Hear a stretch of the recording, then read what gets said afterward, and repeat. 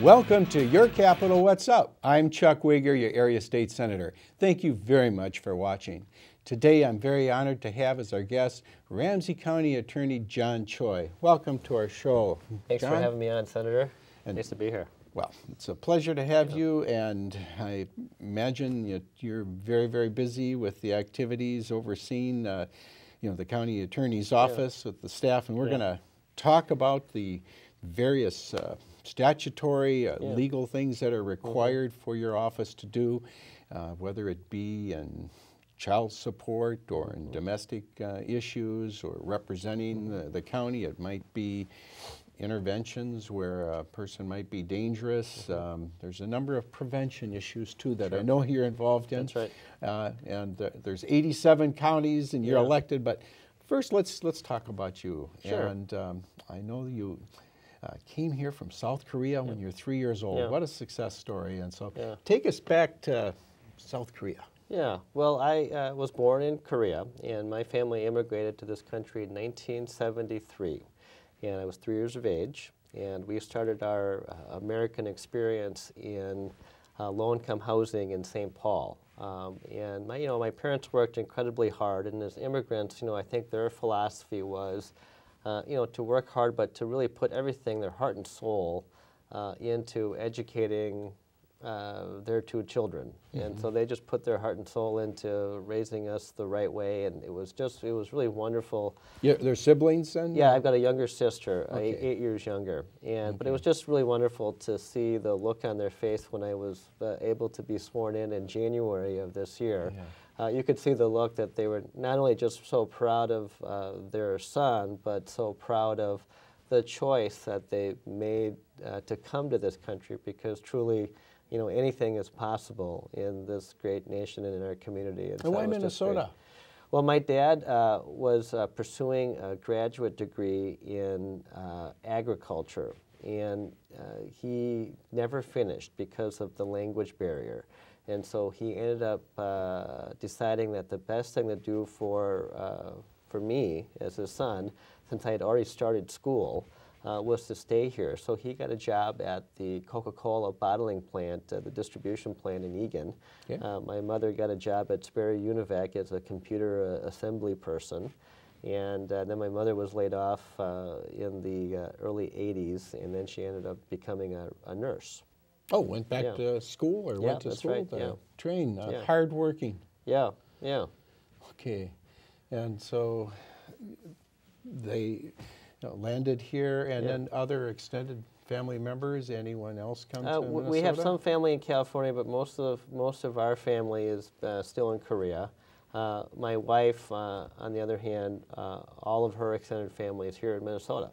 Okay. So you were in St. Paul, and then you made it out to Eagan, perhaps, when your dad was working out there? Grew up, most of my childhood was in Eagan, and I graduated I went to Ron Elementary School out in Eagan, and then I'm a graduate of St. Thomas Academy. Okay. A couple memories you'd like to share with us before you went to college? What did you like to do the most, or what was? Well, I loved playing baseball when I was a kid, and so we just did. What position was it? I was a pitcher. You were? And so when just growing up, every day we played baseball when the weather permitted. And so and in fact, there was a park in our backyard, kind of right adjacent to our backyard. So as soon as I woke up, I ran out there because there was a bunch of kids playing baseball. But it's interesting, growing up in Eagan, at that time, I grew up in kind of the older part of Eagan, but I was probably the only person of color in the whole neighborhood. But today, I was just interesting. I was at a Ramsey County high school today speaking, and it's just amazing how much has changed since I was much younger. Okay. So you loved to pitch. Yeah. And did you play on an organized team then? Yeah, I played all the way through up until about 10th grade. Okay. And then I was also a hockey player. I really enjoyed playing hockey as well. That was probably my favorite sport to play. Okay. It was expensive for my parents, but and it was very time-consuming. But what position in hockey? I played center, and so I was just kind of that small, fast guy that could skate pretty fast and could skate backwards well too. And I played defense once in a while too, because I could skate backwards pretty well. Okay. Do you still get out and You know, the last time today, I played, the last hockey game that I played at the beautiful Ralph Engelstad Arena up in North Dakota, and that was for my law school team in Hamlin. Okay. We played the law school, the North Dakota law school team, and that was the last game I played, and so that was at the age of 25, and I'm 41 now, so it's been a while since I've Maybe played there'll be hockey. a comeback. Yeah, yeah. I should get out there and exercise a little bit more. That's a great exercise to do the skating. Yes. Yeah. And the sports, obviously, would be a good way to develop. And how about intellectually or otherwise, what did you do? Well, you know, just growing up, I was just probably this everyday kid who probably was very interested in sports and, you know, and connected to school, and so I was very lucky in that regard. But, you know, in terms of thinking about things beyond my own world, I didn't really develop that until I got to college, and I went to Marquette University in Milwaukee, Wisconsin. Okay. And, you know, and as I reflect back on that, you know, one of the best things I've ever done in my life was, you know, in college where I started a inner-city tutoring program, connecting college students with middle school students at an area middle school in Milwaukee. And we were able to organize 200 college students to serve as tutors for that middle school. And what really struck me about that was that I recognized that a lot of these kids that were in this very challenged middle school, a lot of them couldn't read. And it was just really so sad. And that's when I started thinking about things beyond me and just having that experience of doing leadership. And that's when I started developing an interest in, you know, public interest and public service. And what did you major in? I was a psychology major. Okay. And I probably chose that because I probably didn't know exactly what I wanted to do in college, and not many people do. But probably what attracted me was that maybe as a psychologist I could help people, and I think that's kind of how I'm built as a person. And you graduate, then what? Yeah. And then I went off to law school. Right from graduation? Right from graduation, yep. My first year was at Marquette, but then I transferred to Hamlin University because I wanted to get back to home because I recognized that I didn't want to stay in Milwaukee, and I figured the best way to develop some roots would be to go back home. And so I've lived in St. Paul ever since. Today I live in Highland Park and married 2 children. I've just got a boy who's 3 years of age and a brand new baby daughter who's 4 years old. And we have a Basenji dog at home. Yeah. Well, wonderful. Congratulations. So when did you meet your spouse? We met in 2002. It's interesting. My wife was about to move to California, but her friend, who worked with my sister at a pharmaceutical company, they were both sales reps, they decided to set us up on a blind date. And so we went out and date, and she decided not to move to California. Good. And we got married probably about 18 months after that. So, wonderful. And then your sister, was she still in the area as you yeah, she lives going to law out school? in Egan, so she kind of stayed kind of where we grew up. Okay. And she is a graduate of McAllister. And right out of college, she got a job with Pfizer, and she's been doing that ever since. Okay. Yeah. Well, congratulations to your parents too. Yeah. Thank you. You Thank you for mentioned saying earlier about the beaming smile and you know, looking back with mom, and so that's something you pass on now to your children. So. Yeah, that's right. Good. You went to Hamlin. Yeah. Graduated. What did you do next? Well, I was in private practice for about a decade, and you know, so my orientation there was, you know, practicing law. I did a lot of commercial litigation starting off, and then I did some government relations up at the state capitol, and then I made partner at a very young age at a law firm, and things were going really well, you know, on that track. Yes. But there was a part of me that always felt like I wanted to do something in the public service area. And I just happened to get a very fortunate phone call from Mayor Chris Coleman after he had gotten elected. And he was thinking about me as his person to be the city attorney in St. Paul. Yes. And that was something that just was a complete surprise, but it was an opportunity for me to It was a hard decision because I had to give up my private practice to do this and take a pay cut. But I recognized that if I didn't do this now, I would never ever probably have the opportunity to do public service in a very significant way. And so I took the job to be St. Paul City Attorney, and that very much changed my life in the sense of what I'm doing as a kind of vocation. I really feel that my orientation is towards public service, and I get this great blessing and opportunity to be a leader and make a difference around public safety and criminal justice issues, and that's really become my passion, and that's the reason why I ran for county attorney, because I felt that I made a difference as the chief prosecutor in St. Paul. And what would you say would be the one or two key things for making a difference that you're most proud of as city attorney? As a city attorney?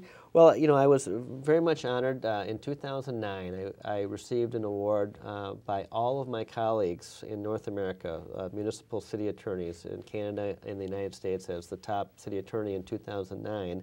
And I got that award because of a number of really innovative things that we did around the criminal justice system to try to get better outcomes around criminal justice issues. And so one of those accomplishments was to reduce the number of obstructing legal process arrests, and that's where someone might be getting into an argument with a police officer and then probably crossing the line a little bit too far. Oftentimes that person would get arrested. In St. Paul, we have a really important value that every police chief has had since Chief Finney, that they believe in community prosecution. So this was, or community policing.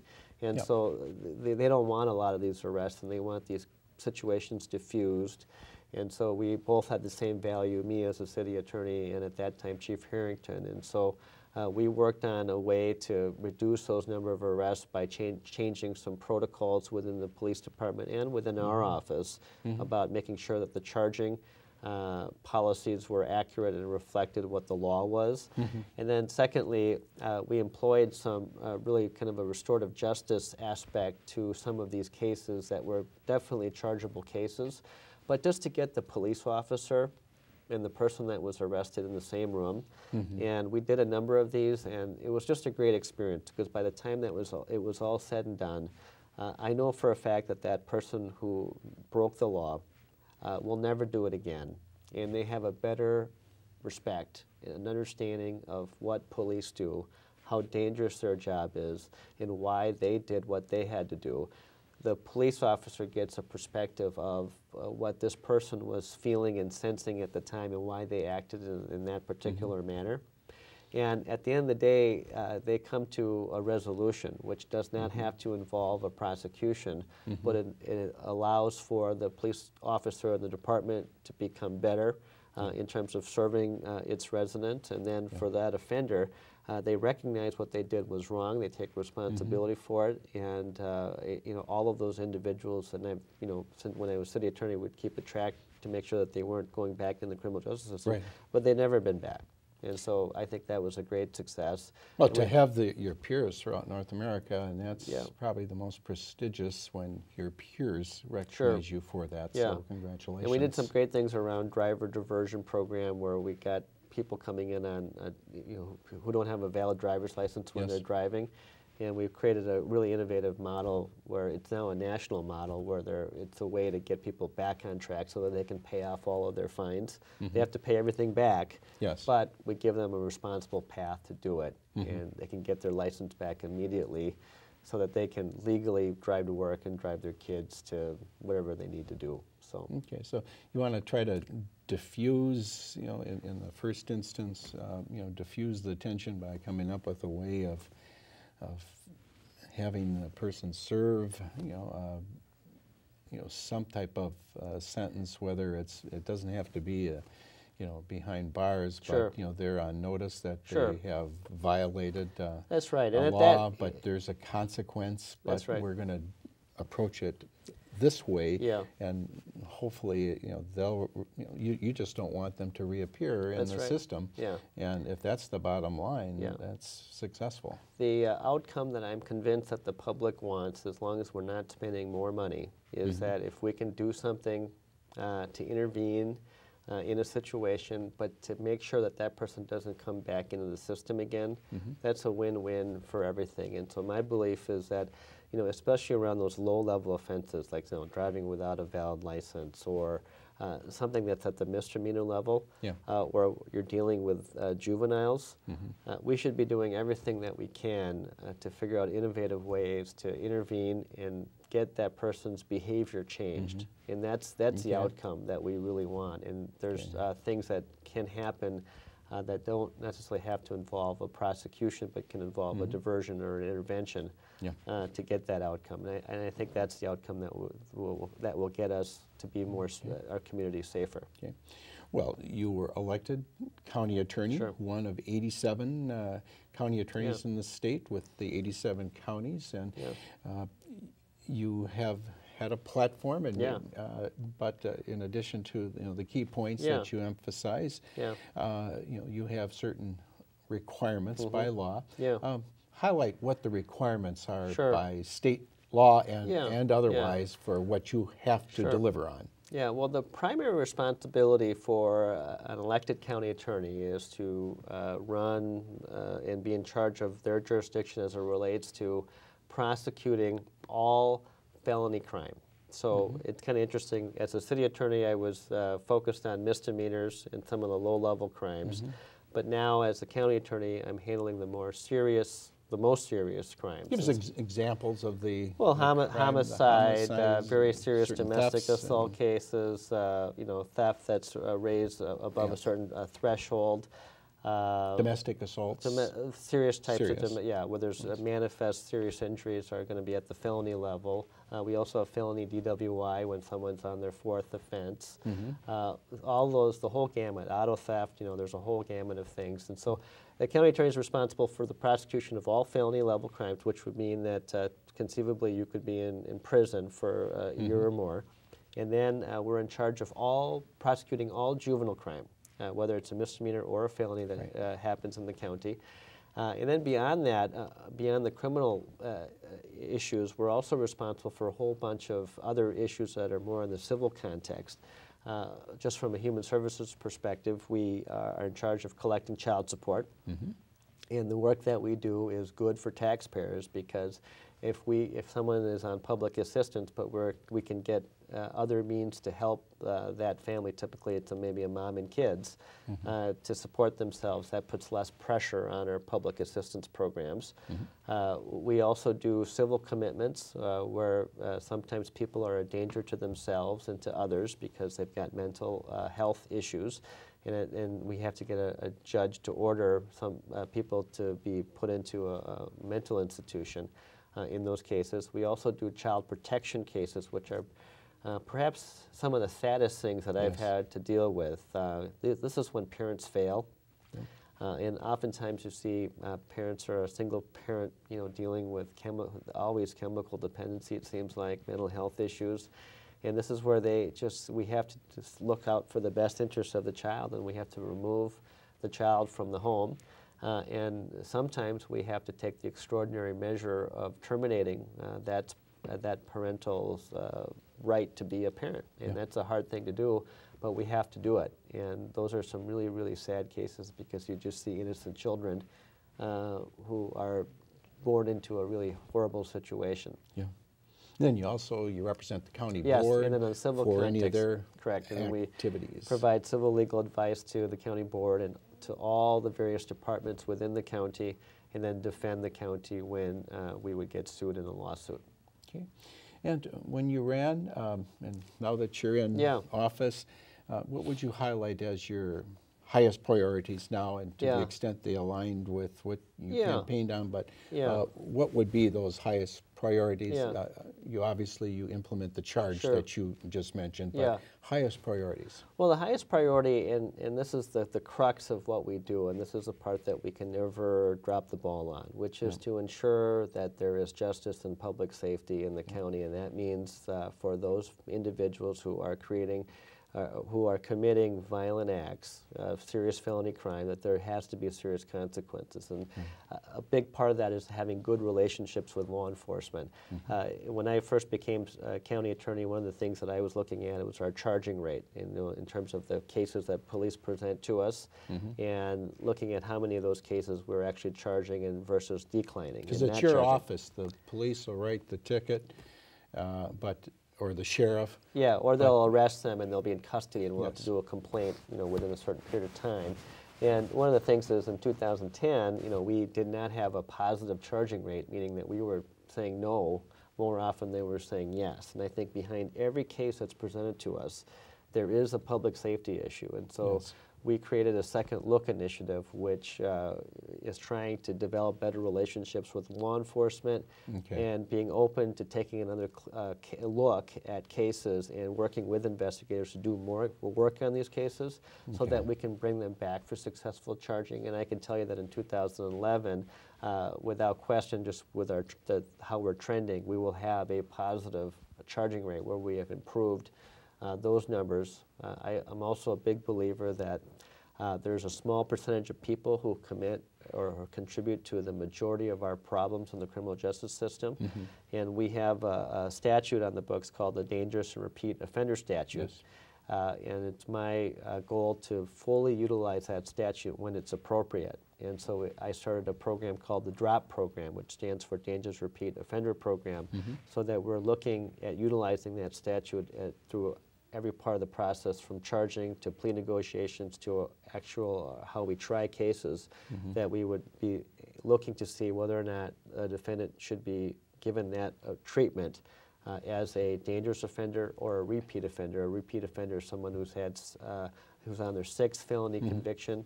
A dangerous offender would be someone who's on their 3rd violent offense.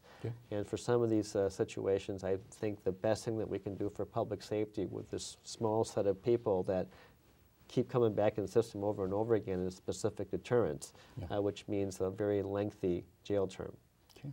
You had mentioned child protection. I believe you also have a unit that looks at senior protection. We look at protection of all people, but for senior citizens, is there we have an elder abuse unit, and a big part of our mission is to protect the vulnerable. That's children and the elderly. And what I'm seeing a lot of is a lot of this kind of financial fraud and these scams that are targeted at seniors. And these are hard cases for police to investigate, because oftentimes what we're seeing is the phone call trying to scam somebody could be coming from Africa or Canada or some other country. One scam that's been pretty prevalent and the public should be very aware of is that you'll get an email or a desperate phone call from somebody claiming to be an attorney who was representing your grandson or granddaughter, and that they're in a foreign country and they're in jail and they need money wired to this account so that they can bail them out. And it's really sad to hear some of these stories where some, a grandmother or grandfather, out of their love for their grandkids, immediately go to the bank and make those arrangements and then find out that that was a scam. Well, if persons want more information on that and things to look for, I know your website has some information just about the units and but it's and that's RamseyCountyAttorney.org, RamseyCountyAttorney.org. Wonderful. I wish we had more time, County Attorney John Choi, but I'd like you to just highlight a couple of the prevention efforts as well. One of the greatest things that I've been able to achieve as the new county attorney is our work around juvenile prostitution. There are so many young girls who are runaways, and then they get caught up in being victimized into a situation where they're being prostituted. And it's my belief that we shouldn't be treating these children as criminals or delinquents. What we ought to be doing is trying to find innovative ways to intervene so that they're out of that situation, and if we should look at them as victims. And so I was able to organize all of my colleagues in the metropolitan area, all of the elected county attorneys, where we had a great press conference back in the spring of this year where we announced that we would no longer prosecute these children. We would look at them as victims and start doing appropriate intervention and look at them as children in need of protection. And so we've been able to do some great things in Ramsey County around that issue, around our runaway intervention program. And you're out talking to schools. That's right, yeah. You were at one. Yeah. I know you're actively involved just in truancy intervention programs. That's right. So you want students to stay in school. That's right, and that's so important because there is a positive correlation with not being connected to school and being connected to the criminal justice system. And so what we need is to have kids connected to school, and that keeps them out of the criminal justice system. Well, John Choi, our county attorney for Ramsey County, we thank you for your efforts. We congratulate you for the success and coming from Korea, and your parents for the hard work they put in. And I encourage people to contact your office, visit the website, and I'd like to give that website once more. It's RamseyCountyAttorney.org. Okay, and you have one concluding sentence? Well, Senator, thank you for all of your public service. You've been so committed to your community, and so it's a real honor and a pleasure to be here with you and on your show. Well, you're very kind. Thank you, John Choi. Thanks. Thank you. Viewers, please contact County Attorney John Choi if you have some follow-up questions or suggestions. I know he and his very competent staff will follow up. And if you have questions of me, give me a call. My cell phone, 651-770-0283, or at the Capitol, 651-296-6820. For Your Capitol What's Up, I'm Chuck Wiger. Thank you very much for watching. Great. No, thanks. That was great. Yeah, thanks for having me in. I